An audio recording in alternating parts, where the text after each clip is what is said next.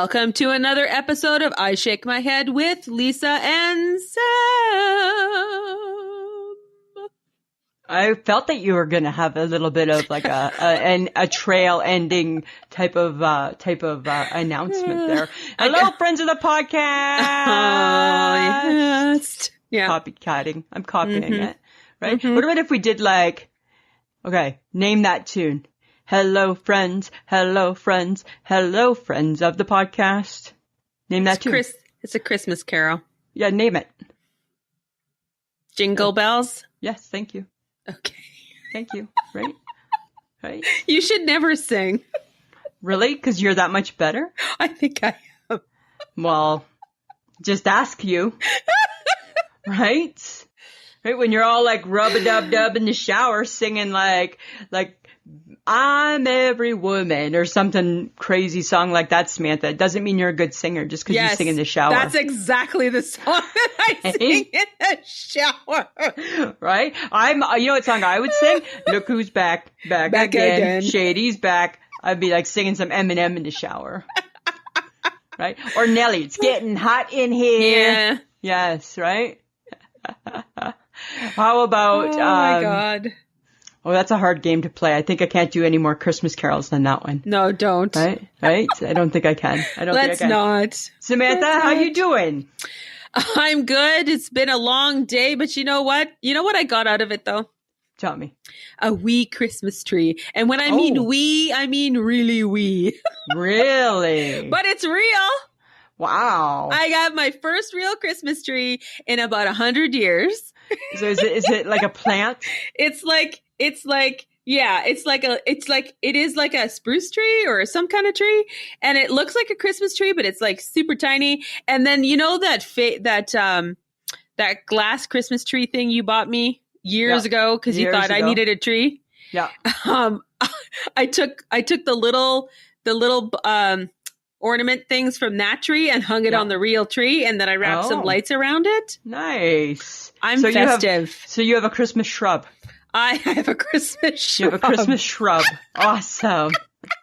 A beautifully decorated Christmas shrub, friends of the podcast. Decorated, yes. Woo! Hello, sir. May I have another set of lights for my shrub, please? I'm going to take a picture and I'm going to be famous because I'm going to be it's going to be like the Christmas tree of the year. Is it going to be? Is there a contest? No, I'm just kidding. It's like one step better than the Charlie Brown Christmas tree. And 2 steps better than no tree. Good for you. Good for you. Look at you with some spirit. Oh, I had right? just a smidge. Did your heart grow 2 sizes too big? Well, no. Okay. No, but the lady who helped me at Safeway was really nice. She was like, first of all, she's like, girl, you're going to need a bigger cart. Because you just had one with your, like, that you carry? No, it was just one of those small ones with the top and the bottom instead of the big ones, you know? Yeah. And she's like, you're going to need a bigger cart. And I'm like, she's like, do you want me to wrap your tree? And I'm like, yeah, sure. Wrap it. So she like put it in a box, wrapped it in plastic so it could stay warm. And I'm like, thank you. You have a great day. I really appreciate what you just did. She's like, you gotta water that, hey? I know. And then I was like, I'm going to kill it. You are. You got to take care of it. Don't put it near a candle because you'll burn it. God, I feel like now I'm going to have to text you every morning. Morning, Sam, water your tree. Right? Good night, Sam. Water your tree. Water your tree. Yeah. Right? Oh, good night, Sam. Turn off the lights. Right? Oh, all of that. I'm gonna have to turn off the lights. Right? Yeah. You're a plant owner right now. You are owning. It's even more than a plant. You are owning a shrub. So you need to be grown up. No, but you know what? I'm this far from like getting a cat again. Oh yes, let's get a cat. Can we get an orange one? No. Oh, really? That's your life, not mine. There's so many orange cats that need love. No, actually, I was thinking of getting a black cat. Interesting. I know. Interesting. So why the cat? I say yeah to the cat, 100%. I don't know, because I keep seeing things with cats, and I keep seeing people that have cats, and I'm like, oh, I remember how nice they are. And then I have to remind me. Well, he was to me, but then I remember he got expensive got expensive when he got old and sick. He had a thyroid issue, and then he started to lose his teeth, and then he got cancer, and then he got tongue cancer. So that was really bad. Right. And his beautiful buddy was very handsome. He is very handsome. He was bad. He pooped everywhere. No, he was a good cat. He was like the best cat. He slept with me. We snuggled on the couch. I say get a cat. I've always thought you should have got a cat. Or a hamster, one or the other. Oh my God. Okay. So then I'll just get a goldfish. I don't know. I don't think there's much fun. They aren't. They really aren't. Get a hedgehog. Get a hedgehog. Oh my God. I'm not getting a hedgehog. They look fun. Well, you know what, Samantha? No. I think good for you. I think get a cat. It's, it's time. It's been a long time. Right? I say go for it. It's just a thought. I would actually have to be home. So. Why? Cats don't care. You weren't home when Buddy was there. That's true. Right? I don't know. I'm thinking about it. It's either that or a dog. Yeah, I don't ever see you with a dog.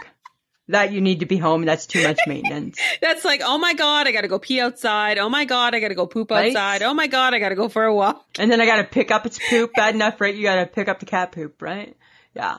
No, you get the cat. I'm Team Cat, and I will keep. I think I will keep cheering. You were happy with the cat. You liked the cat. I did. I really enjoyed him. But it's just a thought. A thought. They're expensive. People forget. Pets are expensive. Yeah, but now they got pet insurance, right? Oh, God. Right? They got all that. Okay. Well, I'm going to keep my fingers crossed on the pet. But guess what? I have a new breakfast for us. Of course you do. Yeah. Okay. And I think we need to make them. And I think it's only three ingredients and an egg or something. Oh, my God. I have to make it? I'm not in. I'm not making it. Listen to it first before you decide, okay? Don't take your Christmas spirit and just lose it like that, right? Keep it for the whole show, I would appreciate. Peanut butter, banana breakfast cookies. Who wouldn't eat that? We would eat that. If you put breakfast in a cookie, not like egg and bacon, but breakfast in a cookie. How are these not baked? I don't know. I don't think they are. I just don't think they're baked. Okay. You know what I hate? I hate when you bring up stuff you know nothing about. You see a word, you see like a string of words, and then a picture and a title. Yeah, you just rolled with it. I know, and I'm like, it looks so good. We can do that. Let's get those, right? Put those like on a plate at the Boom Baby Bakery and Cafe. Oh, yes, of course. Yes. Those would be a big seller. They'd be a big seller. Big seller. Okay, guess what? You got a tree. Guess what I got? I got something new this week, too. I got a new deck. Right, that old yucky brown one from 1972. It's gone. It's out of here. Now we have its beautiful some sort of wood. The beautiful wood one. Okay. Yeah. All right. So that's our second update in 20 years. Woo! I know, right? Nothing wrong with that. I'm like, we're like the rest of the people in the hood now, right? Looking good. Remember for a while, they didn't do the top floors, and I'm like, oh God, bad enough when you pull up to our place, enough said, right? But yet alone, when you pull up to our place and like only half of us have new decks, I'm like, this is too embarrassing. Why? Yeah, it's not good. It's not good. Not good. It's not good at all. It's not good at all, right? Not good. Not good. So is it big enough to put a new barbecue on? Yeah, right, because we threw away the old one. How did you throw away a barbecue? Mike took it apart. Are you kidding? Don't you remember when he took apart the old couch and chair? Oh my God, that's right. Remember? I forgot. Remember? Don't you remember the HHG stumbled upon it? Remember we had been out and she was bringing me home. It was like, I think my first night out after my heart attack or something.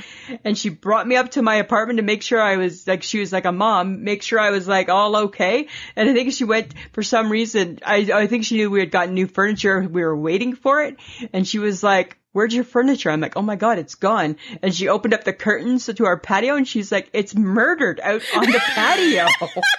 Remember? And he had bought all these saws and all these like hammers and all these different things to dismantle. And I'm like, oh my God. Oh my God. So help me God, if there is a vat of acid in here, I know we're in big, big trouble. Right? So yeah. Oh my God. Yeah. Isn't that... I totally forgot that he dismantled your furniture. He dismantled it to like I'm like, God, if that's it, like you could do that to a body, and that creeps me out, Mike Gibson. Yes. Right? He's got all the tools now, Lisa. He's got all the tools. He's got the little saw, and I'm like, I've seen that. You know, who had John Wayne Gacy had that saw in his creepy basement, right? Yes. Yeah. So we'll get a new barbecue in the spring. All right. Yeah. Okay, I have a question. Okay. Do we know the function of the drawer at the bottom of the stove? Isn't it for like oven mitts? I don't know. Is it for storage? Or is it just to keep the food warm? I think in old times, I think it was for food. Because I think in old times, people didn't have like storage issues like we do now. Right? So I think it was for food. But like now it's pots and pans, right? Well, I would think so. Now I think the idea of putting food in there sounds gross. Well, because we don't. Because it's so close to my floor. Right? Like it's too close to my floor for me to want to like, and look at, and here's the buns, right? It's like, seems like you're picking them up off the floor or something. Well, I don't know. Like everything seems to be, I don't know, like made for olden times. So maybe it's time to update the stove. Like, are we maybe it should just be like. But you got to have that drawer because where else you put your pot mitts and like your oven mitts and that grill thing that everybody gets in their oven that they don't use. Why can't you just put it in a cabinet? I don't know. You just don't because you weren't raised putting it in a cabinet. You were raised putting it in that drawer. I was raised putting like sheet pans and things like that into the bottom of that drawer. Yeah, we don't have sheet pans. We had not ours food. Is oven mitts, not food, never food. No, never food. That must be like a 1930s thing, maybe. But everything makes a comeback. Well, this is true. But to be honest, I don't use anything enough to store it anywhere. So no, right? We're not cooking like that. I sound horrible, but really I don't. No, that's not our gig. We're not doing that. We are not. Here's some interesting trivia for you. Tell me if you knew this. Did you know that you should never plug beauty tools into a power bar? What? You should never. Is a power bar the same as a power strip? I'm assuming it is. Yeah, it's the same. Okay, well, too bad mine are. You're not supposed to because they generate too much heat.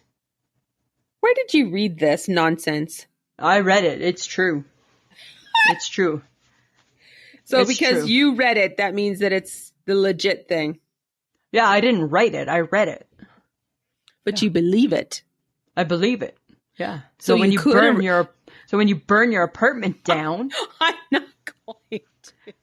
Why do you have beauty tools in there? Because the plug-in is too far away. Like what? Like that's why I need a power bar. To walk to it? You don't have one just in your bathroom? Okay, so in my bathroom... Where do you blow dry your hair? In my bedroom. I don't have a plug-in in my bathroom. Really? Really?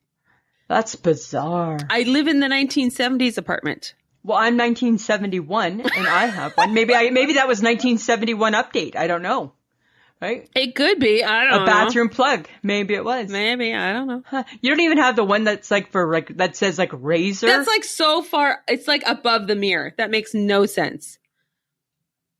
What do you mean? It's above the mirror. What's above the mirror? It's a part of the fixture. It's part of the fixture, the light fixture. Yours is? Yes. That is 1970. Don't ask me silly questions. Okay, all right. Fair enough. All right, I'm going to like lose sleep because I'm going to think that you're burning down. I'm not. Burning down the house. Okay, but I have insurance. Yeah, I know, right? That's the main thing. That's all that matters. It's all that matters. I'm old and have insurance. Yeah, right? Exactly. Like a good neighbor, State Farm is there. Right? I feel very singy today. Except it's not State Farm. No, right? Because we're in Canada. Because I think we don't have State Farm in Canada. We do not. No, but we're good neighbors. Okay. I think we need to take, Lisa, I'm just throwing it out there. I'm not saying you are. I'm not saying I am. I'm not saying we need to rise up to this, but it's just. If this is a challenge, okay. No, it's not a challenge. I'm just saying Rebel Wilson has officially reached her goal weight in her year of health. At the beginning of 2020, she named this the year of health. She looked good. She looked good. She looked good. Girl looks good. Girl looks good. Girl looks good. And now, instead of being fat Amy, she's fit Amy. Fair enough. And I think it's funny. You know what I think is funny is that she went live on her Instagram feed to explain why she did it and to explain how she did it. And I'm just like, why can't we just be happy that she's happy? Because people are always curious, right? It's like with people that are too thin, right? My kid's sister said this once to me, right? So as you know, right? So she's been sick for a lot of years, right? Mm-hmm. And she's very, very, very tiny. And she said that one day a lady in the grocery store said to her, you know what? You need to eat. And Krista was really offended because she does eat. Mm-hmm. And she said, you have no idea what's going on with me health-wise. But people looked at her because she was skinny and had issues. Just like people look at people who are overweight like and automatically, well, I don't know. I mean, but automatically there's stereotypes, right? That come along with that. For sure. Like when I bought my groceries today, all I thought was, this is just for one person. And I'm like, nobody look at me, okay. Right, okay. Right. But they don't know that, right? They don't know that. Sometimes I think people need to mind their own business. Well, and I just think that Rebel Wilson is doing this for her reasons, and she don't need to explain herself to anybody, but because she's in the public eye and people always blah, blah, blah, right? Yeah. So out she goes with all this stuff. And I'm like, okay, good. Thank you. But she did say that she had advantages, right? Like she can get a personal trainer. She can buy certain kinds of food. That's and all this other kind of crazy stuff. She even told people how many calories she ate a day and then what she was going to eat to maintain her weight. And I'm like, girl, you don't need to explain anything to me. No, I'm just exactly. You keep being funny. I'm happy. Yeah. And if you don't maintain it, you don't maintain it, right? That's your business, right? Shit happens. Well, exactly. And I'm just like, I don't know. I liked her. I like her either way. And then you know what I thought was really funny is that she needed to say that she got her boyfriend while she was still heavy. Oh. And I'm like, why do you need to tell us that? Huh. I don't care. Yeah. Interesting. But Whitney Way Thor, right, from My Big Fat Fabulous Life. Oh my God. Her fiance, right, they had to break up because he cheated on her and is having a baby. And right now, because I'm watching this show, she's going through all of these issues where she keeps saying to Buddy, you know what, she doesn't think anybody will ever love her because she's so fat. And I'm like, it's not because you're so fat. It's because you're crazy. Because you a hot mess, honey. Right, because you a hot mess. There's a difference. Right? People love fat people. People don't love train wrecks. Right? People don't love train wrecks. That's the difference right there. Right? You're a hot mess. You scream, train wreck headed this way. That's the difference. Right? Right? Drama, get off at this exit. Right? You're all those things. That's the problem. Nothing to do with your body. No. Nothing to do with your body. No. Right? Oh my God, that's so funny. Right? Because she is a train wreck. Yes, she is. Right? She is driving the caboose or the engine or whatever part of the train the engine is. She's the engineer. Oh my God. Chugga, chugga, chugga. Here she comes, right? Right? Taking all in its path. It doesn't matter. Right? It just doesn't matter. No. That's kind of funny. Okay. Do you remember watching Laverne and Shirley? Always remember. Yeah. Schmeasel, Schmazel, Haas and Pfeffer Incorporated. Yeah. Do. Right? Any chance we can make it. They worked at the Milwaukee Brewery. Yes. The brewing. Yes. And she dated the Fawns. Yes. And do you remember Squiggy? Yeah, absolutely. Squiggy and Lenny and Squiggy. Yep. Squiggy died. I know, I heard that. David L. Lander died at the age of 73. So whenever I hear things like that, it kind of makes me feel like I've lost like a childhood friend. I know. Right? Because I love that show. Well, because we grew up with them. Yeah, exactly. Right. So that's kind of sad. Yeah. That's kind of sad, That was a good show. It was a good show. Oh my God. It was like they were it was like Happy Days, Laverne and Shirley. Oh yeah. And then what would Mork come? And Mork from Mork. Yes. Right. It was like all the spin-offs from Happy Days. Yes. Right? Yeah. It was so good. It was so good. That was a good night. So, okay. So, you know how we talked about Rebel Wilson. So I've got some exciting news here. I too, I guess the reason why I was a little hesitant when I thought that you were going to sign us up for a competition or some sort of challenge is because I am already signed up for one. Okay. So I don't know. So I apologize, Samantha, because I don't know if I have room for two of them, right? Because I'm already I'm in training for I'm doing a repeat, right? I'm doing a do-over. I'm redoing my Forged in Fire challenge.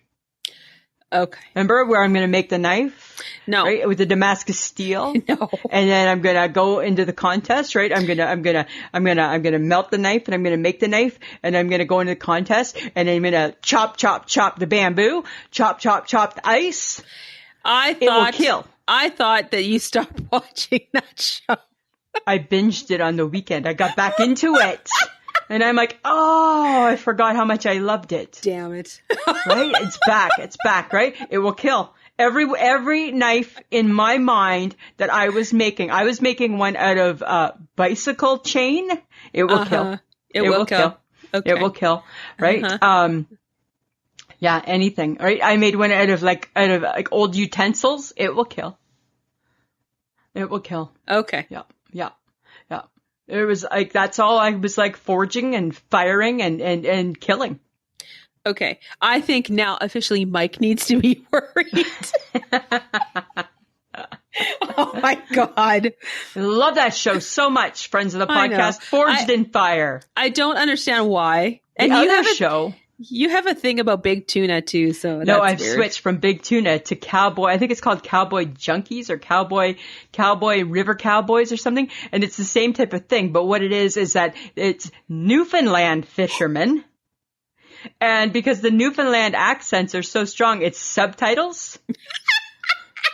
And Mike PVRs it. We watch it every day, and they're catching the crab and the lobsters and things like that. Same type of thing. Love it. They caught one tuna, not enough fat on it though. But they weren't supposed to catch the tuna, right? Oh my God! But the Newfoundland people, right? Oh my God, their words. It's so priceless, right? Because thank God for subtitles, right? And I got a couple of friends that are from that I went to university with. They're from Newfoundland, and I'm like, I know you're adding an S at the end of that word, and you don't need to, but you're just doing it because your mama did it, your daddy did it, their mama did it, their daddy did it. That's just what you do. Oh right? My God! So what is the name of this show? I'll let you know. I think I want to say it's Cowboy River Junkies or River Cowboys or I don't know. I'll find it for when we post the show notes. Let's give them a shout. Oh my God! My God! You gotta watch it. It's just hilarious. That's a hot mess. Right? And they're catching, I'm learning about crab and how much you get for a crab. And do you know that if a lobster, if it gets caught and it doesn't have the claw, you get nothing. That's worth nothing. Oh. It's got to come fully assembled. Right? So interesting. Okay. So interesting. Okay. Speaking of assembly. Yeah. I think I found your Christmas gift. Ooh, yay. Because it's going to drive you slowly crazy. And that is really the joy of my life. There you go. I didn't. Okay. I'm going to buy you the Heinz ketchup puzzle. Oh my God. Every piece is red. Can you not just see me? And then you know what I'm going to do? I'm going to wait and I'm going to bring it up to the cabin in the summer. And we'll do it together. No. You imagine? Oh my God, that would be so cool, but so crazy. Oh, so ughy. That would be so, but yeah, that would drive me crazy, hey? That would drive me bonkers. Yeah, that would be insane. That would be insane. But just knowing that it would drive you bonkers is gift enough. Just that's all you need, right? Right there. Good to know. Good to know. Did you know that McDonald's has a holiday pie out? Well, it better be good. And does it include candy canes? I don't know. No, I don't think so. It has a creamy vanilla custard covered in sprinkles. Mm. I don't think so. It's not candy canes. I'm not interested. No. I need to find candy cane ice cream. That's my life right now. Safeway, you didn't do anything for me today. I was pretty upset. The Sobeys. The Sobeys? The Sobeys. No, sorry, the Co-op. The Co-op. The Co-op. That's where you got to go. Well, good thing there's one in the parking lot. There you go. There you go. Right?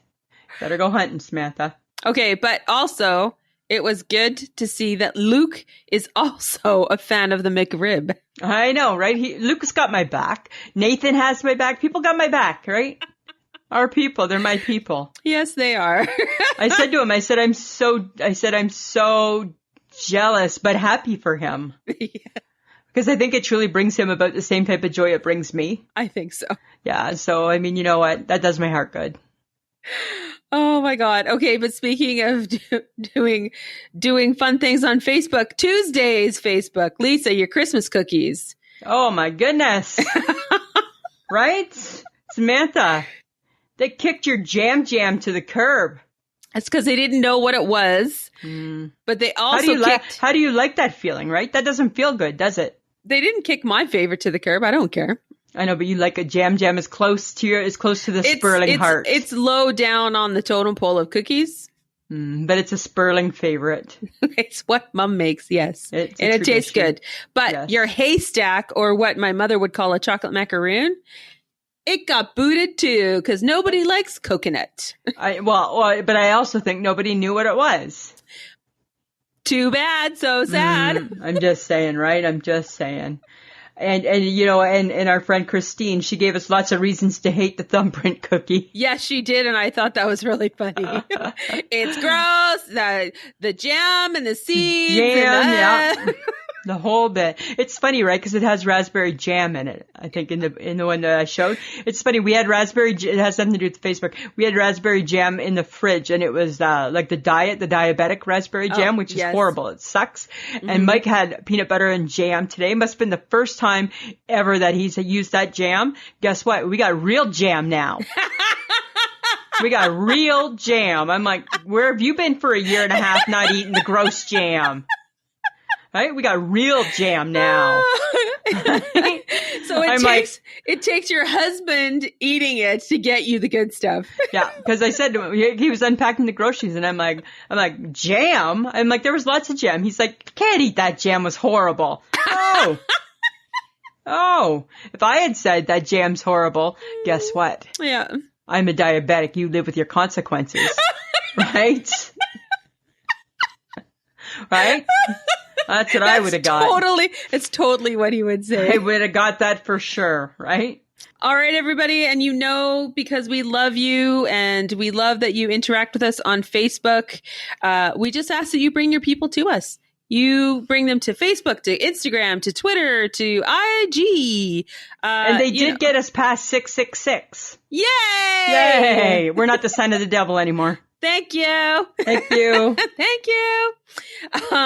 So just, you guys, you know that we just love that you participate. So just keep doing that. If you want us to talk about anything in particular, if you find something that's funny and you think the world might need to know about it, throw it our way. We're more than happy to talk about it on the podcast.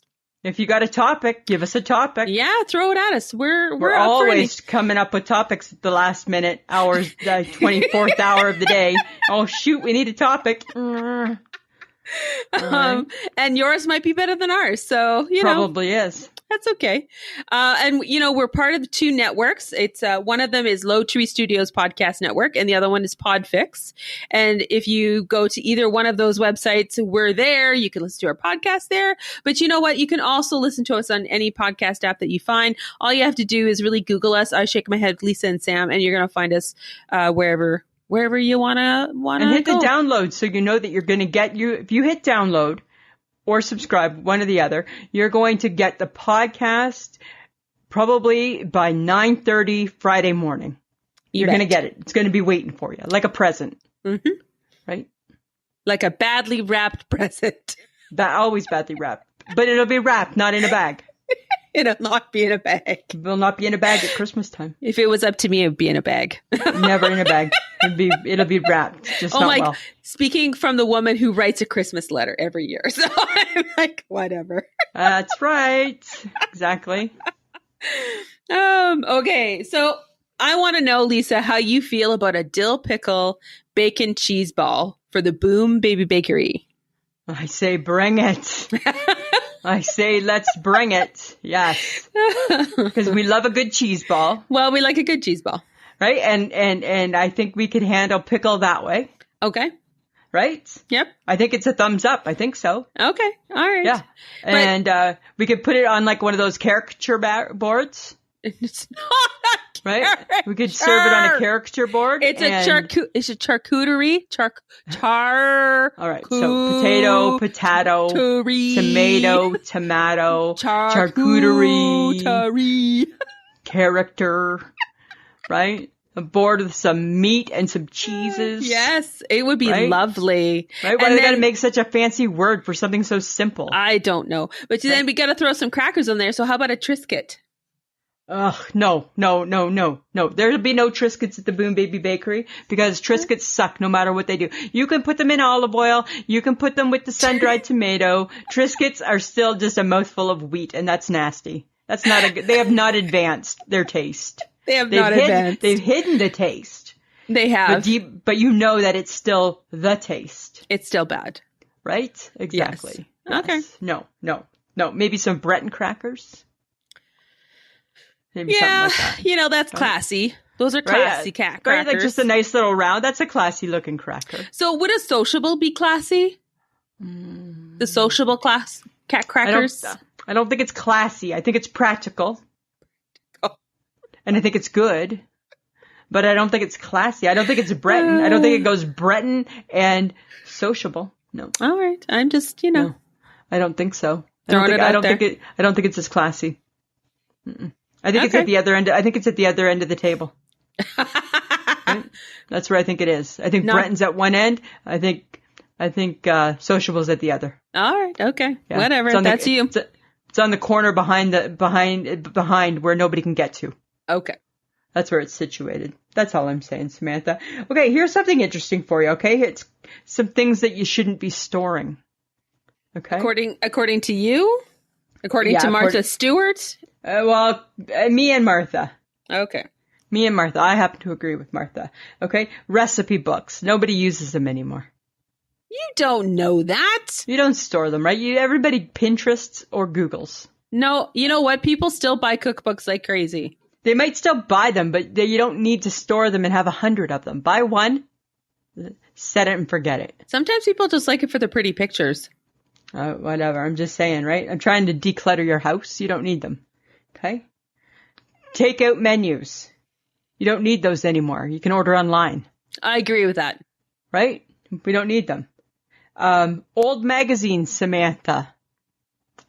We only really read old magazines at the doctor's or the dentist office. So why did you say my name in that statement? Because I guarantee you, somewhere in your desk, you got some old magazines. I know. Actually, you. I am collecting the Magnolia magazine. So okay. But you used to always have old magazines. I do still have old magazines. Because you always think you're going to go back. I might go back and read it later. I might. You won't. Ugh. You haven't. I don't think you will. All right.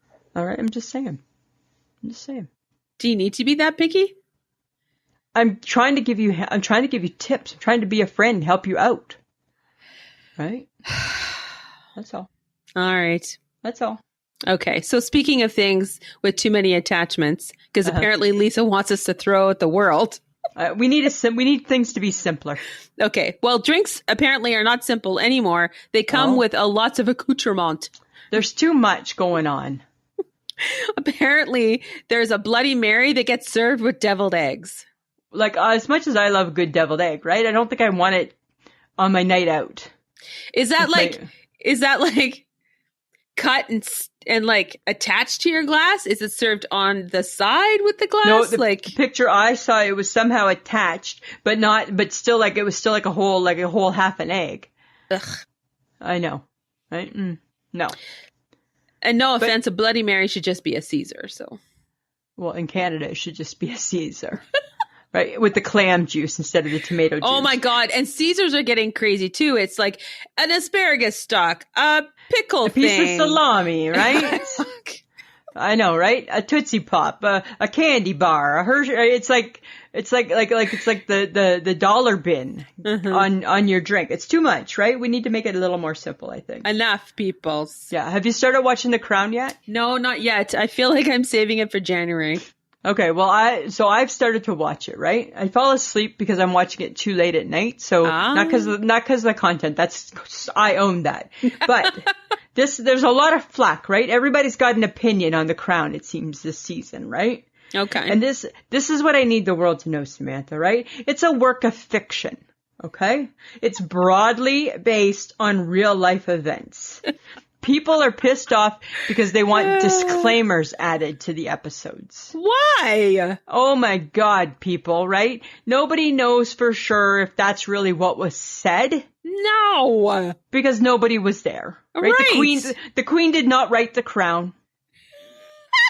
The Queen has not been consulted.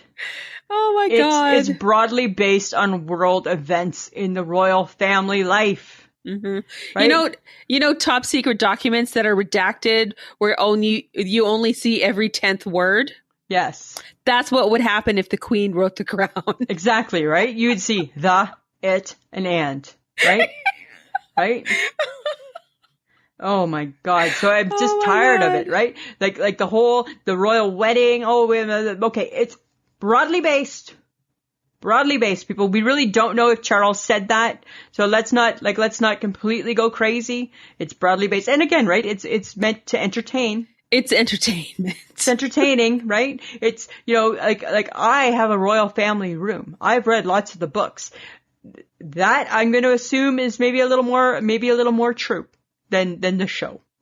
I don't know. I'm just probably. It had me riled up, Samantha. Oh, riled. Right? It had me riled up. Okay, well, I have something that might get you feeling a little in the mood. Oh, I doubt it, but okay. KFC has a Lifetime movie called A Recipe for Seduction, starring Mario Lopez. That is all parts wrong. Everybody thought it was a joke. And then I was watching Hoda and she was like, no, we did the research. It's real. For sure. Sure enough, it's a mini movie that no one asked for about the Colonel Harlan Sanders. And no offense to Mario Lopez, but in my mind, and I can only say this just in my mind. Again, I don't have proof. But in my mind, from what my recollection is, from what KFC has made me believe that the Colonel looks like all these years, it's not Mario Lopez. No. Right? Nor is the Colonel sexy. No. So apparently the premise of it's a mini movie. So it's like not very long. It's like 15 minutes or don't make half Kentucky an hour. Yucky sexy. I don't know. And so apparently Harlan Sanders is the home chef of a rich family, and he falls in love with the daughter who's supposed to get married to some rich brat, and it goes from there. And there's like a secret recipe here. I don't know. Just like this could be really weird, like super fast. And it shows on Sunday at 12 o'clock. like in the afternoon? Yes. Huh. Interesting. So, and then Hoda, I love Hoda. The world's going to PVR it just because they're curious. Yeah. So Hoda goes, yeah, Mario Lopez, you don't look good, Gray. She's like, it doesn't make sense. Doesn't make sense. It makes no sense, right? It just makes no sense. Oh my God, that was so funny. I'm just like, okay, cool. Okay, do you know the movie star Jackee? Yep. Jackee. She was on the TV show 227. Yes.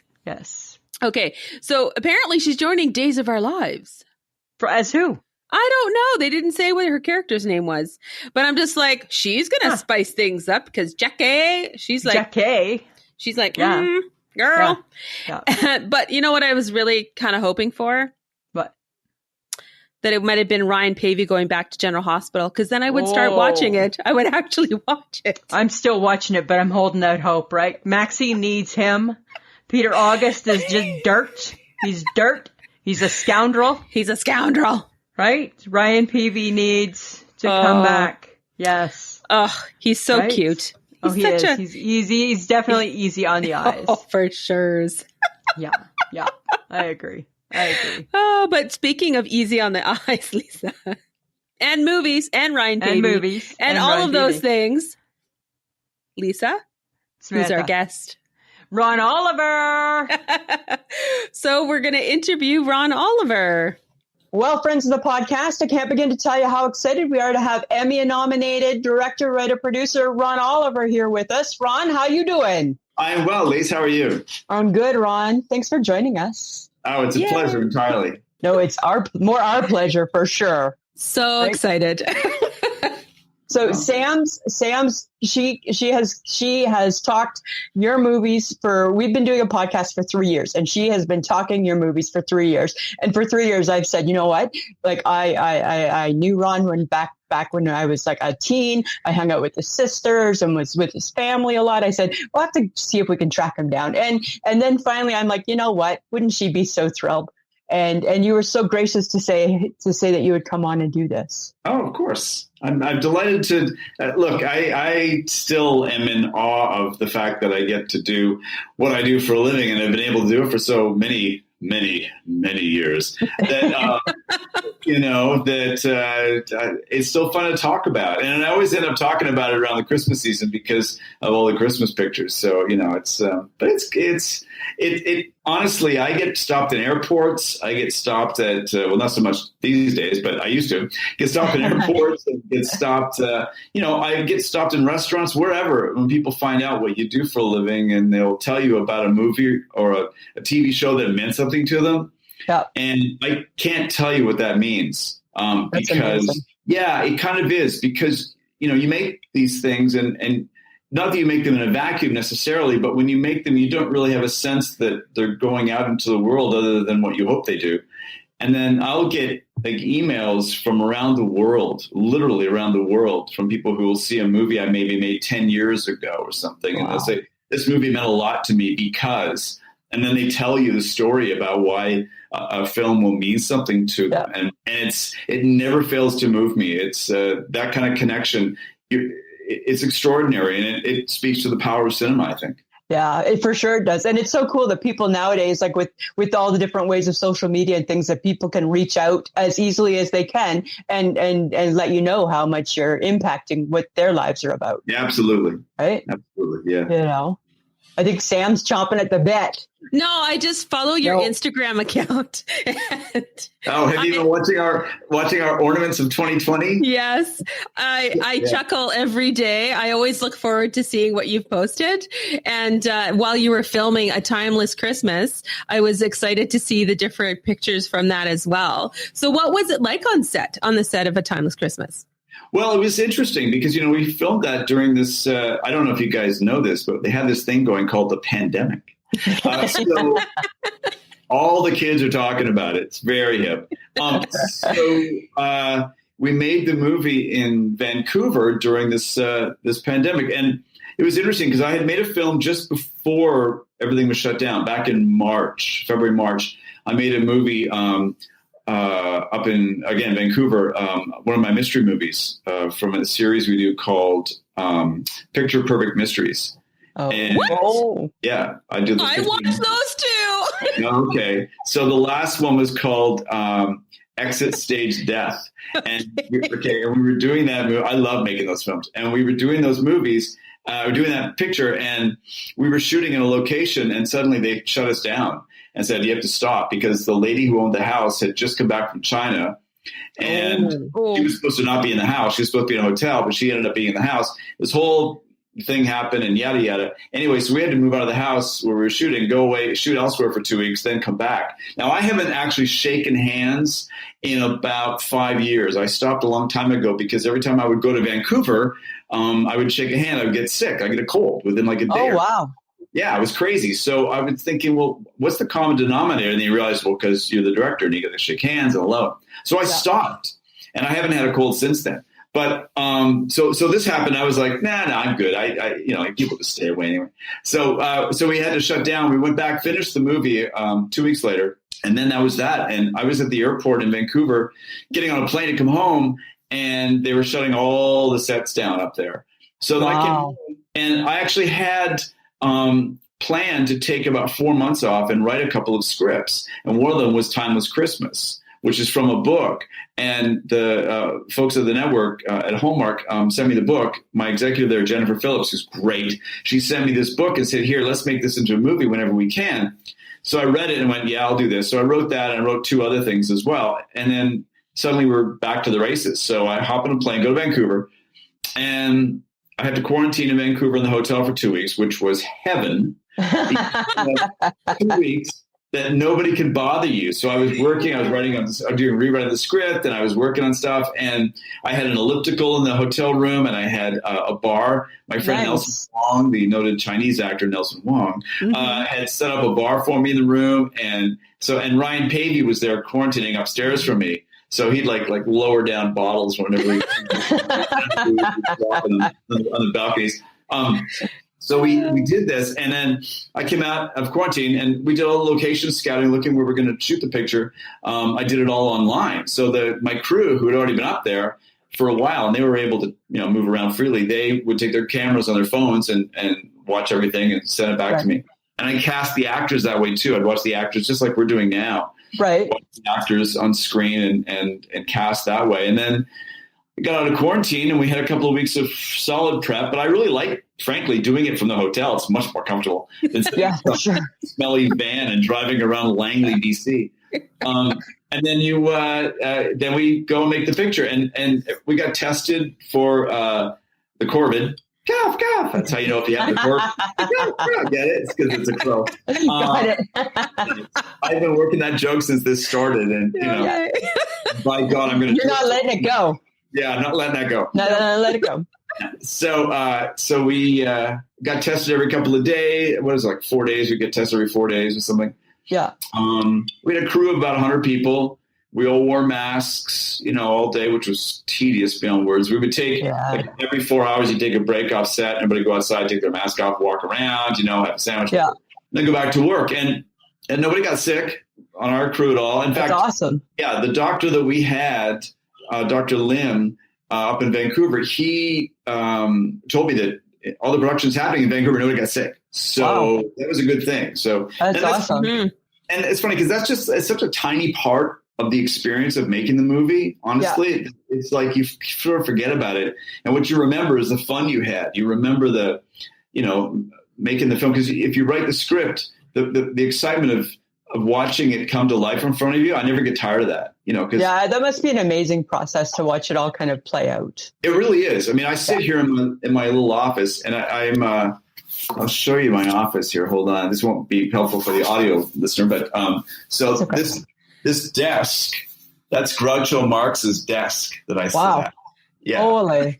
Bar in the front. So, I sit here and I write these little stories, and then I get to go to these places and make the movie, and to watch it actually happen is amazing. And then an experience like we had on Timeless Christmas, to watch our actors, dedicate themselves to the work, and the crew doing as well, knowing that extra level of, danger, really, but they're also doing it. That's so crazy. It was exciting, and it made one proud of the people that you work with, because you were, watching these. I don't want to say heroic, because come on, we're making movies, but it's people who are out there giving 100%. Because film crews, what I love about the film business and the film crews are every single day they give 100% of what they can give. Yeah. Like there's never any half measures. Nobody just kind of phones it in. It's amazing. And I saw that in the experience too. So that's cool. And I mean, they are risking a lot. Okay. I have a question for you though. Why do they call you Big Daddy on the set? Or why do they call you Daddy? Okay. So, 18 years ago, I was in Africa, South Africa, but still I was in South Africa making a show, and our executive from Universal was there, and she saw me sitting on set, and I was in a leopard skin director's chair with my large sort of Indiana Jones hat, and I always wear a shirt and tie on set, always in cufflinks. Yeah. So I was sort of overdressed, we were on safari. Essentially, we lived on safari for the duration of this picture. Wow. This amazing game farm just outside Bruceport Dam, which is about an hour east of Johannesburg. That's cool. So it's amazing. So anyway, so I was there, and the executive said, "You're like a character out of a Tennessee Williams play. You're like Big Daddy." And the name stuck. And to the point where all the crew finally called me Big Daddy. And that was almost 20 years ago. And they still call me Big Daddy. So, that's fun. Big Daddy. That's cool. It's funny because you'll have these sort of big burly Teamster guys who the grips and electrics and the drivers of the Teamster, and they'll go over and they're and they walk over to me and go, "Daddy, where do you want the lights?" Hey, Daddy. So that's cool. It's kind of great. It's kind of great. Is that the movie you were nominated for an Emmy for? Yes. Yeah. Is it Scout F Safari? Yeah, Scout Safari. Yeah. About a girl from New York City who gets transplanted to a game farm in South Africa. And we were there we went twice. We did 2 series of it. And we went, I was there for like 6 months at one point, I think 3 months once and 6 months once. Wow, that's crazy. Well, okay. That's been the fun of it, is the travel, because, as Lisa, so I grew up in a town that was, so small that you plug your hairdryer in and the street lights would dim. It's a very small town. Yeah, it's really small. Very small. And so I couldn't wait to travel. I couldn't wait to see the world. And one of the great things is making movies. They take you all over the world. Like, I've lived in London for a while. I lived in Paris. I lived in Berlin. I lived in all the, New Zealand. Amazing places to get to make movies. So I got to see the world, and make pictures in it. So it's been exciting. Okay. So I know that Nelson Wong is always in your movies. Do you always write a specific character just for him? Yes. Because he's always called Kenny, awesome. Right? He's always called Kenny. That was Kenny Kwon. Now, Kenny Kwon started, I did a series of private eye movies called the Donald Strachey Mysteries. And it was Chad Allen and Sebastian Spence and a selection of guest stars. And it was a gay couple solving mysteries. So it was like the Thin Man movies, but with a gay married couple. Right. And essentially I based it on my life with the husband. It was a series of books. And I read one of the books and I thought, this could make a great movie. And the studio brought it to me and said, "Do you want to make these films?" And they were very low budget, but we had a great time making them. But you just put your own life into it. Anyway, so one of the characters in it was, I forget who the guy was, but just some schmuck in the story. And I thought, and I kind of knew Nelson socially in Vancouver. Somebody had set us up because they thought we were going to fall in love. But of course, no, that's not going to happen. We became like the best pals. And I said, "Look, why don't you come?" And I didn't know he was an actor at first. And then one day he said, "I got to go to an audition." I said, "Wait, what?" He said, "Well, I didn't ever want to tell you because it would be embarrassing." And, I said, "Okay, well, why don't you come be in this movie?" So I gave him this little part in the movie just so we could hang out. And then we showed it at a film festival in Philadelphia, and the audience loved his character. And his character name was Kenny Kwon. So I said, "Okay, great. Let's put you in the next one." And then the next one. So now it's 28 movies. He's played Kenny Kwon in 28 movies for me. And he's always a different character. It's just always the same guy. That's so funny. People follow him now. These guys on a podcast refer to it as a Kennyverse. So now the Kennyverse exists. And that's awesome. And he's traveled all over. So he plays Kenny Kwon. I think he's been a doctor. He's been a lawyer. He's been a concierge of the Plaza Hotel. Yes, that's right. Yes. All this stuff. So, yeah. That's so funny. The scenes with him and the lady, the manager of the hotel, they're awkward. They were perfectly awkward. I loved it. It made me laugh every time I watched it. Oh, that's great to hear. Well, Julia Duffy is so great. And I called her up because we made a movie called Granddaddy Daycare together. And when it was time to do Christmas at the Plaza, I was thinking, well, who could I get? And I thought, what about Julia? I just called her up. She was in a bathtub. And I called her and I said, "Hey, listen, I've got this movie." And she said, wherever you want me, whenever you want me, I'm yours, Daddy. And that's awesome. And she's great. I love this movie. That's awesome. That's so cool. So I've known you for a long time. And I'm curious to know that we need to discuss. I know, right? Exactly right. But the reason I'm saying that there, my friend, is I'm curious to know the link from magician to horror movie to Christmas. Well, it's all of a stream. I mean, it all flows if you think about it. So I was a magician. A guy saw me do a magic show, hired me to host a kids show on television in Peterborough, Ontario, Canada. Yeah. Which, for those listening, is a town about, an hour east of Toronto, roughly, northeast of Toronto. And I did that show for a couple of years, and I had always loved horror films. So I had a little bit of money in the bank, and I thought, well, I'm going to take time and write. So I went to Club Med for vacation, and then I ended up staying at Club Med because they asked me to stay there and work. So I stayed in Martinique in the French West Indies for like a year. Wow. And wrote, I had time, so I wrote. And I came back to Canada. I sent this script out that I had written.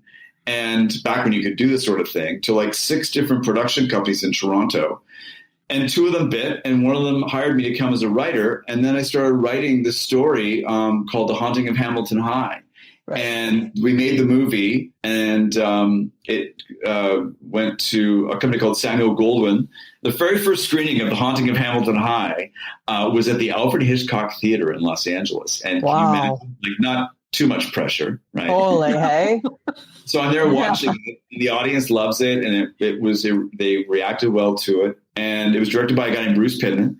And I got to direct a little bit because they ran out of something or other, and they had to bring it back. And I got to shoot like 10 days worth of it or something like that. So my first directing job was doing that. That's well, and Bruce was very gracious about it because he had to go do some other thing. So he said, "We'll just let the writer take it." And I was like, "That never happens, by the way." So well, okay. Never happens. So I got to do that. So they released the movie and called it Hello, Mary Lou, Prom Night 2.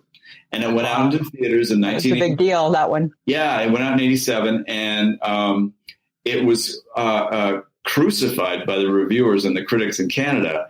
But in the States, they loved it. And I thought, okay. So I basically packed up my horse and buggy and went to America. I thought, okay, well, they will understand what I'm doing.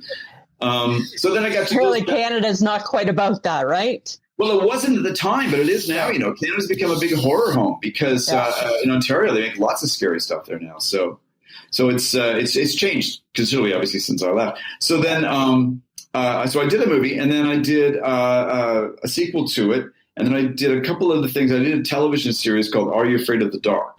Right, which was a kids series. It was a big hit, and then we did Goosebumps. Yeah. And then I ended up doing a couple of TV movies. I did a Christmas TV movie for ABC Family called Chasing Christmas with Tom Arnold and the wonderful Leslie Jordan, and it was and Andrea Roth, who was also amazing in it, and it did good numbers for them. So then suddenly I was the Christmas guy. So I went from that one. I did Dennis the Menace Christmas for Warner Brothers, and then did the Christmas guy. So another one came along and another one, and I did a couple Hallmark movies, and then it just became this kind of machine because Hallmark wasn't making as many Christmas pictures then as they do now. They really started ramping up about 10 years ago. Mm-hmm. And for those of us who had done them, but were still doing movies, like I was at the time, I did a Beethoven movie for Universal, and I did Big Fat Liar, the sequel to Big Fat Liar for them. And so I've had a relationship with Universal for a while. So I get to go back and forth between the studio and the television network at Hallmark and do, both kinds of things. So you can always keep it mixed up a little bit. So I still get my sort of goofy feature stuff going on at the same time as doing movies. So yeah, it's really great. I'm the luckiest guy in the world. Because I get to do all these different kinds of things, It's quite the life, eh? Like it's quite the life from when you think of like from New Lowell, Ontario. Yeah. Right. Oh yeah. Like it's quite the life. That's for sure. Well, I was saying it's there's not a moment goes by. Honestly, and people say this all the time, but I really feel it that I'm not grateful for everything that's happened to me, and I've had extraordinary people in my life who have helped me along the way and said, try this or do this or give me a chance. Like the first movie, Peter Simpson was a producer in Toronto who hired me to write that first movie. And he had no reason to do that whatsoever. I'm a nobody. I'm untried. I had like 2 scripts I'd written and that was it. But he gave me that shot and that changed everything, and so I've been very, very fortunate. So. And sometimes that's all you need, right? Is you need that break, right? You need that one person to take a shot, to think, you know what? this kid's got a chance. Let's see what he's got. Well, and you're talking about Nelson Wong. He says that all the time. In that, Nelson hadn't done a film until I put him in that movie. He had done a couple of like little commercials, I think, and some theater, and I think maybe some voiceover, but hadn't done a movie. And I thought, well, let's just give him a shot. And then suddenly he got a career, and now he works all the time, and he's in lots of stuff, and he's doing well. And somebody would have found him eventually anyway. Right. I believe. But it's always you nice really kind of paid it forward, right? Yeah, that's exactly right. There was a kid, used to be a kid, an actor I found in Montreal. We had on Are You Afraid of the Dark, goofy blonde kid, and we gave him a shot on that show. And then I got him a new agent and sort of pushed him along and said, let's go here and go there and so on. And his name was Ryan Gosling, I think it was. And I'm not sure what ever happened to him. You try once in a while. You give a shot, and maybe it doesn't work. You never know. You don't know, right? It's a crapshoot, right? 50-50. Yeah, you never know. 50-50. That's too funny. So, okay, I have a question for you. It's not about movies. It's about alcohol. Oh. Okay, Bloody Marys. Bloody Marys. So what I've noticed is that the big popular trend seems to be that drinks, they're trying to cram so much crap with the drink, right? As much as popular. So I saw a picture of a Bloody Mary, and it came with 2 deviled eggs. Yay or nay? Nay. For me, nay. That's a nay. Yeah. I think that's too much. I think if your Bloody Mary, it comes with a heart pump, I think that's too much. They bring we had one the other day before they closed the bars again. We had one the other day that had like a Slim Jim and pickles and coconut slice and like all this stuff, and it just came as like this mountainous thing. I thought, I'm going for breakfast after this drink. I don't need it in my drink, right? And I'm not really a Bloody Mary guy. I'm a tequila sunrise guy. So. Oh, okay. Interesting. Good to know. So do you have a favorite movie from your body of work, or do you have, or are all of them your babies, so to speak? Of mine, I've got a couple of things that I've done that I think I got right. I did an episode of Are You Afraid of the Dark called The Tale of the Full Moon, which is a very sort of tongue-in-cheek, campy, over-the-top sort of werewolf story that I remember driving home from the set on the last night of that shoot and having tears streaming down my face because I realized I got it right. I got everything the way I wanted it because I wrote and directed it and everything. And probably, there have been a few things. I really loved Christmas at the Plaza. Yeah. I love that movie because it has a lot of personal stuff in it. And, I proposed to the husband in New York, and we were staying at the Plaza, and then I made him schlep all the way down to like the Empire State Building, which is, way down south, and proposed on top of the tower of the building because I wanted to do that thing. So later on you could talk about it on a podcast. And, and then so we're staying at the Plaza. So the Plaza has been part of our romance for like always. Okay. Going there for years and years and years. The people who were there have become family, and it's an iconic place. So to be able to actually make a movie there was one of the most extraordinary life experiences. That's cool. That's so cool. Where the creativity, the creative part of your life, kind of comes together with the life part of your life, and there's all these background performers in that movie are all friends of mine from New York. So you'll see Sal and Lisa, who are the owners of a restaurant called Patsy's in New York City that I love. They do a walk by and he looks around and they do a little bit as they go in. And then the head waiter at 21, which is another restaurant we love there, he's the doorman at the hotel. So there's a whole bunch of things that are in it. So for me, watching that movie is like watching home movies. Mm-hmm. Okay. Cool. Okay. Okay. I do have to ask, and it's just purely selfish on my part. How nice is Ryan Pavey? He's a horrible human being. No, he's Ryan is one of the great people that I've met in this business.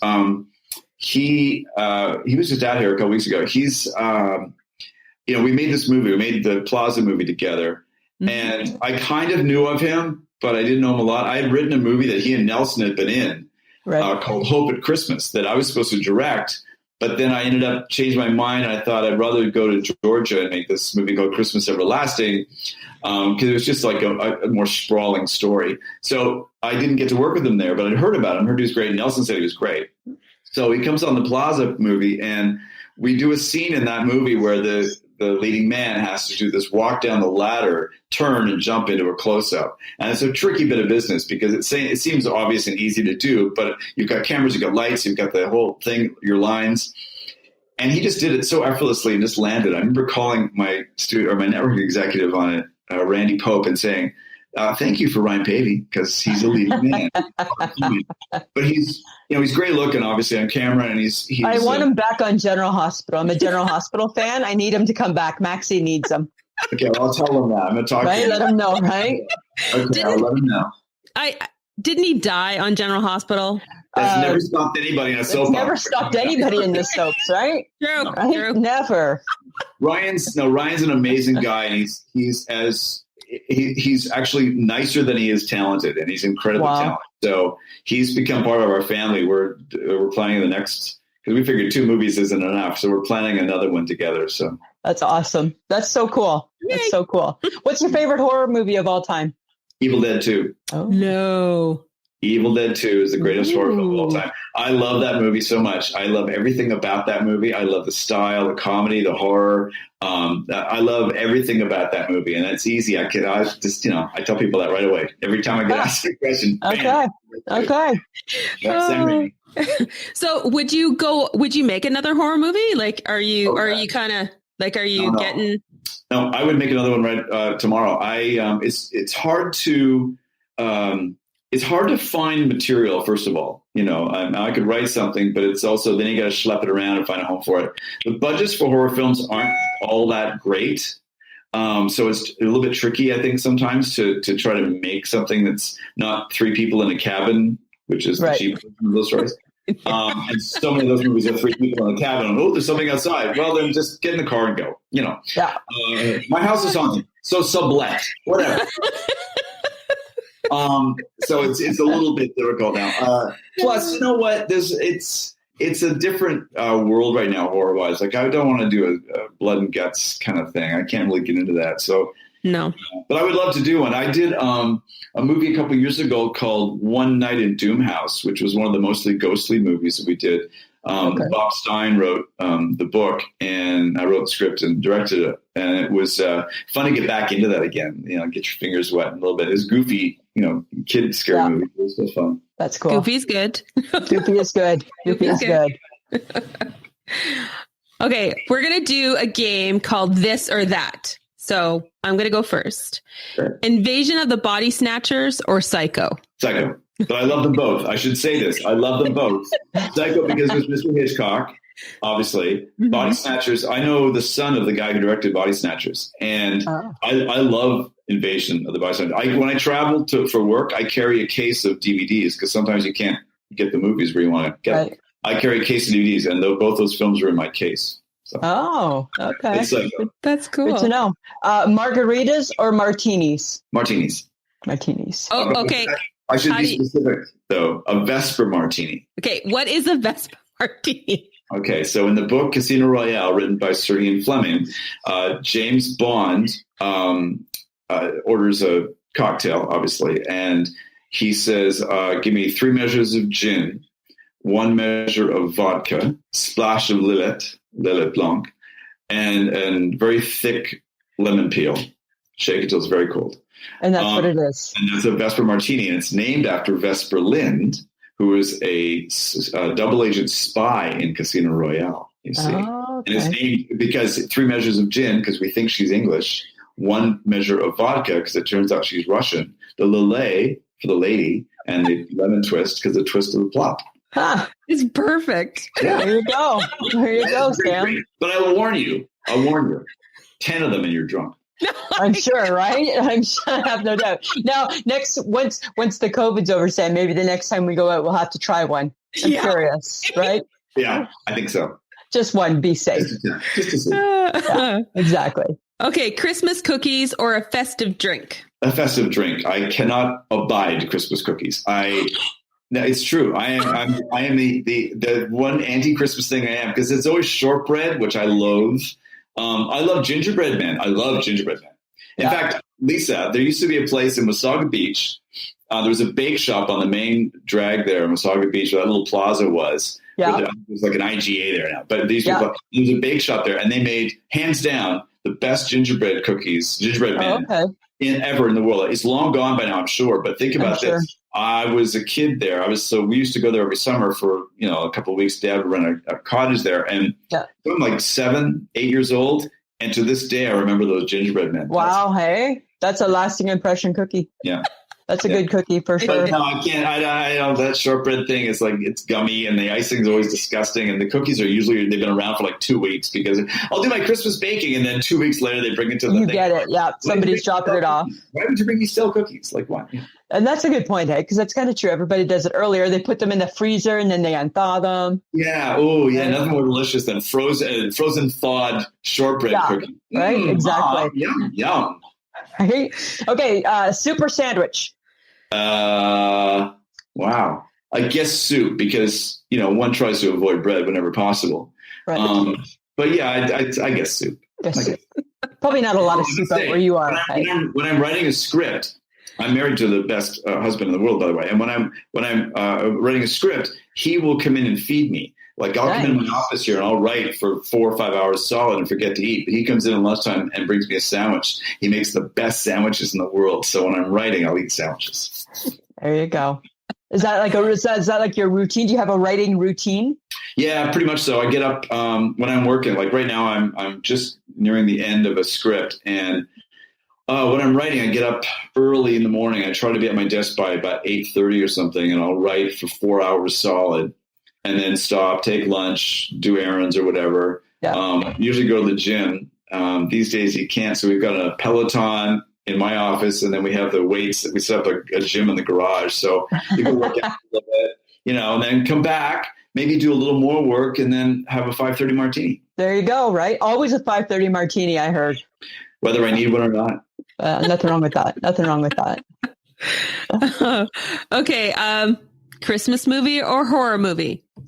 Well, if I can get a Christmas horror movie, I'm good to go. Silent Night, Deadly Night, which is fantastic. Great schlocky horror film, Christmas horror film. Krampus. I don't know if you saw Krampus. No. Okay, that was a great movie, actually. It's a Christmas horror movie, but my God, it was good. It was funny and scary, and it was great. Those two. But I think when it comes to a holiday kind of movie, I think my favorite Christmas movie is A Christmas Carol, the version with Alistair Sim, the proper one. Oh. I still cry every year. I watch that thing every year, usually Christmas Eve. And I've seen it. I know what happens. I know Tiny Tim will walk. I get it. Right. But I still, when Alistair Sim's character changes and he becomes a nice guy, I am a blubbering mess. It gets you every single time. Yeah. That's too funny. Singing or dancing? For me personally? Yeah, sure. Well, I do both, very well. I have been known. Yeah, I've been known to do a bit of both, actually. There's a long story about Montreal, but I won't go into it. I like them both, but if I had my druthers, I'd probably sing. Okay. My dad was a singer, so. Yeah, right, George. Yeah, we sort of get it by, I do have a voice, it turned out. So I'll sing jazz now and then. But. Cool. All right. Penn and Teller or David Copperfield? Well, I'm actually friends with Teller, so I'll say Penn and Teller. Oh, there you go. That's cool, too. I just talked to him yesterday. You're dropping names. You're like, cool. I knew Ryan Gosling when. Like, I still know him. Seriously? Like, he's just no big deal now to you, right? He and his wife at the time, when still Ava, I mean, if you look, I think you can see, where do I go? Here, hold on. Look up. Oh, there, if you can see there. That was one of our old family photos, the two of us. He was a young lad. Yeah, well, you meet people is what happens. And in the world of it, you get to meet people. And Teller was a fan of my Private Eye movies and reached out and said, I want to come visit on set. So he come and hung out, and we've seen him a few times. And I talked to him. I literally just talked to him yesterday because we always talk at Christmas. Yeah, that's so cool. Yeah, and it's just the people that you get to meet as you go along working in it. Yeah. And my experience has always been that actual talented people are some of the kindest and most genuine human beings you'll ever meet. Yeah. And it's extraordinary. You get to meet these folks that you've, like Barry Bostwick, who, from Rocky Horror Picture Show. Yeah. So Barry did Big Fat Liar 2 for me, and then he did Granddaddy Daycare with me as well. And he was my first casting in that one too. And we've become friends over the years, and he's like this icon, but he's funny and goofy and hilarious and great to hang out with, and just, he's a great guy. So you get to know people like that, and it gives you a great deal of hope, because he has the same kind of story as we all do, where you start from wherever and you end up here, and you sometimes have no idea how you got there. It's like it'll be one job, one gig, one meeting. Suddenly you're in a different place in your life. Yeah, you must just sometimes just like just shake your head, right? For lack of a better phrase, right? You must just sometimes you'd have to. Oh, you absolutely do. Yeah. There was just recently, when I came back from the last movie and I got home here and I was editing the film here in my office because we couldn't go anywhere and we had to do it online. And I went out and I was sitting by the pool and just sort of like looking up at the mountain and thinking, my God, this is like how do your dreams come true? Yeah. Like, how does that happen? And you look back on it, you look in terms of the arc of it, the arc of a career, and you look at it and say, this led to this and this led to this and all these things happen. But it's still like, a lot of hard work. It is. I've been lucky because I always loved the work. So I know it's been, they can be long hours on a film set. Right. But at the same time, you're doing something that so many people would love to do, and you get to do it. Yeah. So it can be a very head shaking experience. Let's put it that way. That's awesome. Okay. New Lowell or Palm Springs? That's a tough one. I thought it was going to be a tricky one to answer. Yeah, it's a tricky one because you think to yourself, shoveling snow or riding my bike to the bar. Right? Hey, listen, it's funny because you can look at like that experience of growing up in that place, and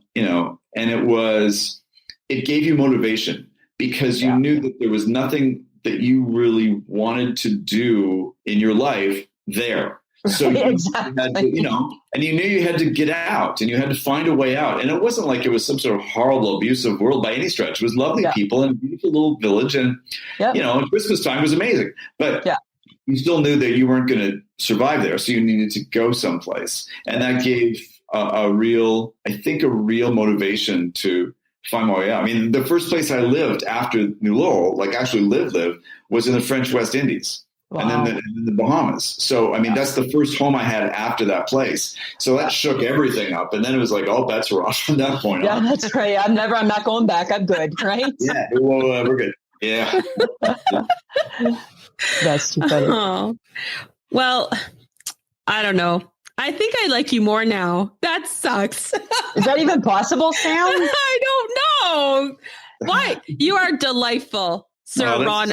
Hey, how did you get knighted? Is that a joke? No, I'm actually. Is it legit? Of course, it's legit. I don't have my thing here. I have a plaque on the wall. I'll send you I'll send an email or something with the actual plaque. I think I have it up on my Instagram, maybe. Okay. Yeah, it's up there someplace. I'll put it back up so you can see it. Yeah, it's Pavey is too. Ryan got knighted as well. Because I got knighted first, and then Pavey's like, well, how come I can't get knighted? I said, well, you can get knighted. You have to do a good deed. That's the whole thing. You have to do a good deed. Wow. For the and then country. You can be knighted. Yeah, so this is a country called Sealand, and it's a very small country. It's like New Lowell sized, and it's actually an oil rig in the middle of the ocean someplace, and it became a sovereign nation. So as part of their financial structure, they offer titles. If you do a good deed, and by good deed I mean here's $500. So then you're a knight. So now, but Pavey's a knight. I'm also a squire. I'm also a Tennessee squire. I own land. Wow. Because if you drink as much Jack Daniels as I have over the years, they give you a Squire. That is so funny. But I think he's a lord too, or an earl or something. I think he got one of those. So nothing wrong with that. Well, Sam, I will be with me. First of all, he's jealous of my beauty, so he's just trying to compete with me. You know, right?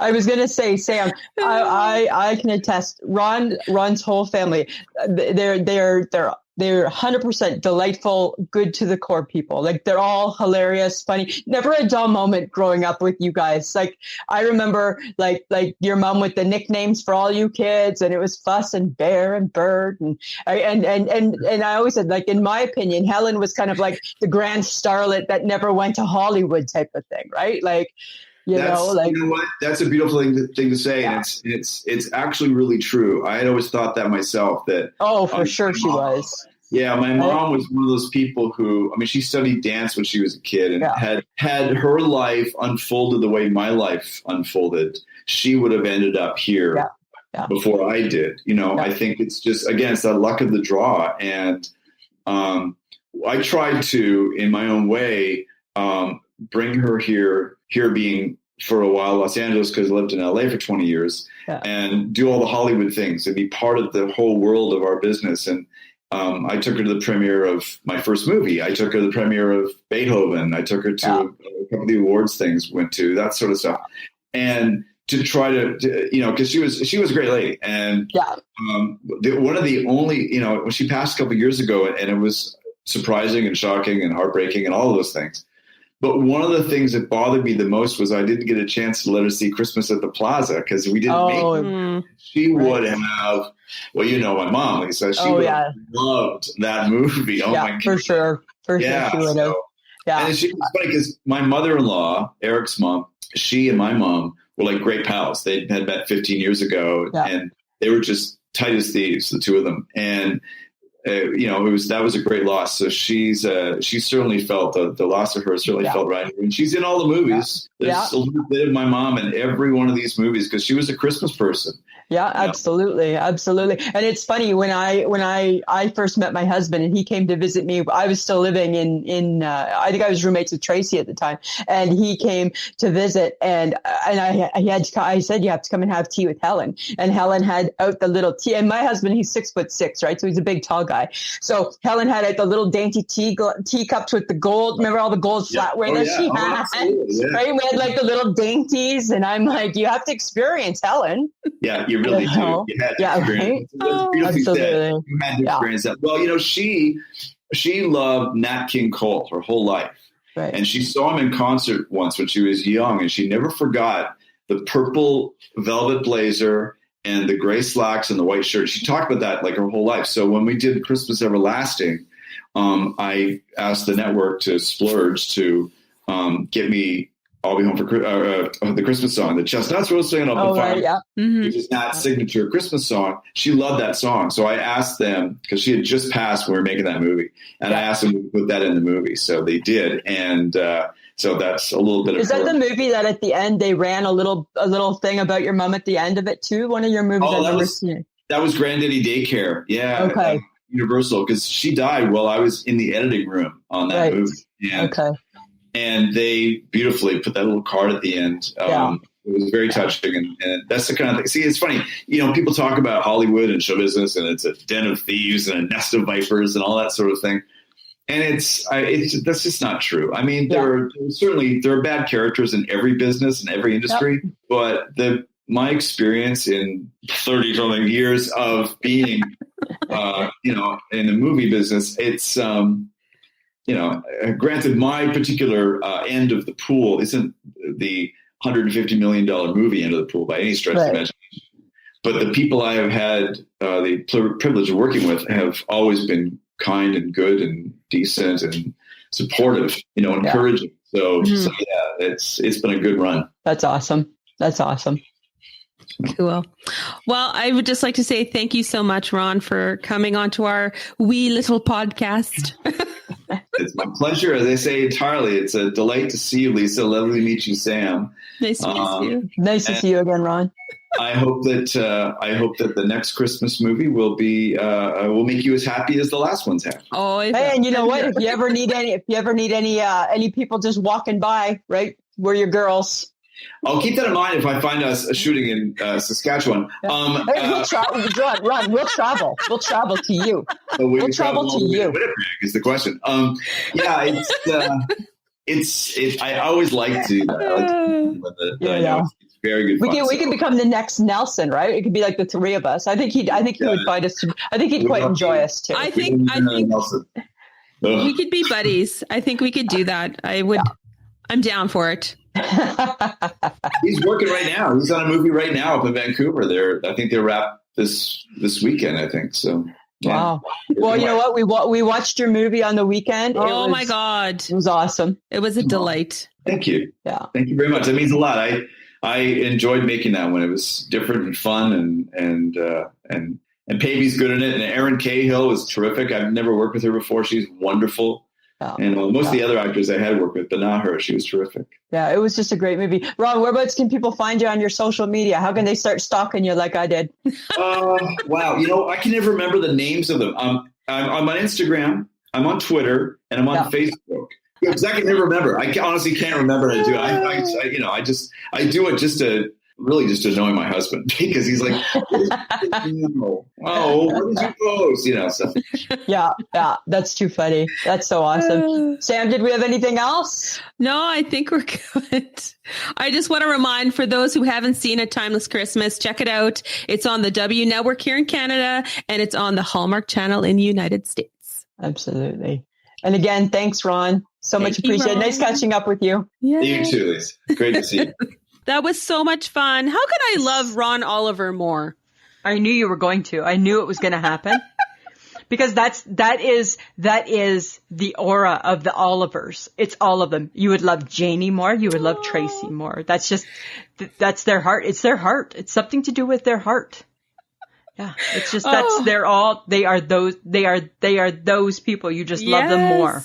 Right? I could have talked to him forever. Well, you know what? We probably should have, because this is the world's longest podcast this week. Disclaimer alert. It's like that song by Lamb Chop. It's a song that never ends. All right, Lisa. But well worth it. Well worth it. Yes. Oh, for sure. It was so worth it. It's awesome. But Lisa, do you have an I Shake My Head this week? I do. It's a bit of a gripe type of I Shake My Head. Uh-oh.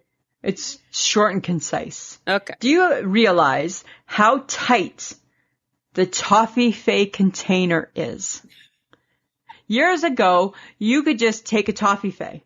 Now, you gotta put some muscle into it. And you gotta touch them all to get one. So mad at Toffee Fay. Oh my God. Right? Why do you gotta be so hard? Why are you buying Toffee Fay? Because Mike bought some, and I'm like, and I enjoy them, right? But not like a ton of them. Mike likes them a lot. I think they're his favorite. But oh my God, they're so hard to get out. And I'm like, this is the problem, right? Not worth it. I'm over them. I'm already over you. Right? You're too hard. You're too hard for one bite. You're too hard for one bite. Oh my God. I shake my head at Toffee Fay. Samantha, what about you? You got a nice shake my head? I do. Do you think it's weird to keep watching the same reruns of a sitcom over and over? Which sitcom? Well, I'm kind of attached to Schitt's Creek. And I've started at the beginning again. I think it's a little weird. I think it's a little soon. Right? It's never too soon. I think it's a little soon. To each his own. Yeah. If it keeps you happy, then you go for it, right? Well, because they're just happy, weird people. And makes me so happy to have I don't know. If it brings you joy, Samantha, that's all that matters. They're just weird and crazy and just fun people. Yeah. Right? That's like me with my Forged in Fire, right? I rewatched all of it. But when I watch Schitt Creek, I don't actually think I can make something that will kill people. Well, that's where you're wrong. I don't think. I know I can. Oh, stop it. I know I can. Stop. Right? Wait to the competition. I'm in training. Yes, I'm sure you are.